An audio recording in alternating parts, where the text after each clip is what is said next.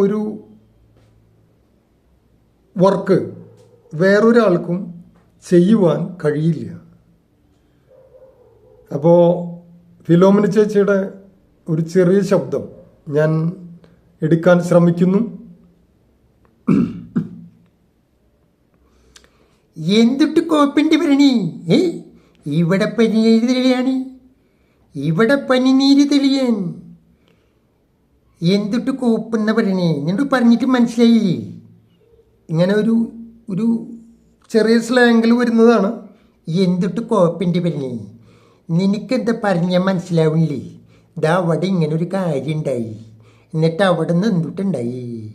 അങ്ങനെ ഒരു കുശുമ്പും ഒരു കുന്നായ്മൊക്കെ ആയിട്ട് വീടുകളിൽ വന്നിട്ടുള്ള, ഇപ്പോഴൊന്നും അങ്ങനെ ഇല്ല, ഇപ്പം നമ്മുടെ നാട്ടിലോ മറ്റുള്ളടത്തും അങ്ങനെ ഇല്ല. അങ്ങനെ ഉള്ളൊരു ക്യാരക്ടർ, അതായത് ഒരു കാര്യം ഒരു വിഷയം ഒരു സ്ഥലത്തെ അറിഞ്ഞിട്ട്, ഇപ്പോൾ സല്ലാപത്തിലായാലും അതുപോലുള്ള പഴയ പടങ്ങളിലൊക്കെ ഉണ്ട്. ഹിറ്റ്ലർ, അതിലൊക്കെ പ്രത്യേകം എടുത്തു പറയത്തക്ക ഒരു ക്യാരക്ടറാണ് ഈ ഹിറ്റ്ലർ മാധവൻകുട്ടിയുടെ പേര് ചോദിക്കണതും അങ്ങനെയുള്ള കുറച്ച് സംഭവങ്ങൾ. അപ്പോൾ അതൊക്കെ മറക്കാൻ പറ്റാത്ത ഒരു രംഗങ്ങളാണ്.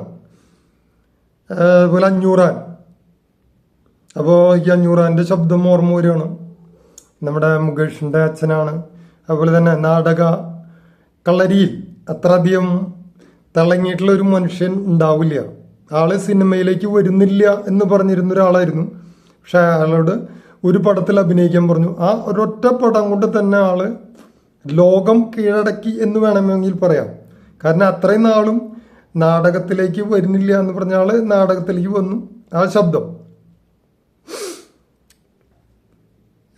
പറയണോ ഏളോ പറയാൻ ഈ വീടിൻ്റെ മഹാലക്ഷ്മി ഇവിടെ കിടന്ന് പടഞ്ഞ് മരണ മറണോ ഏറും മറക്കണമെന്ന് സ്വാമിനാണ് കണ്ടില്ലേ, അവരവിടെ പോയത്.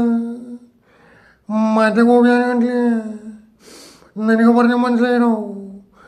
ഏറോ മരണേക്കണം, മനസ്സിലാവില്ല. പോട്ടെ, പിന്നെ കാണാം. കുറച്ചുകൂടി ഒരു പ്രത്യേക ഒരു ക്യാരക്ടറാണ്.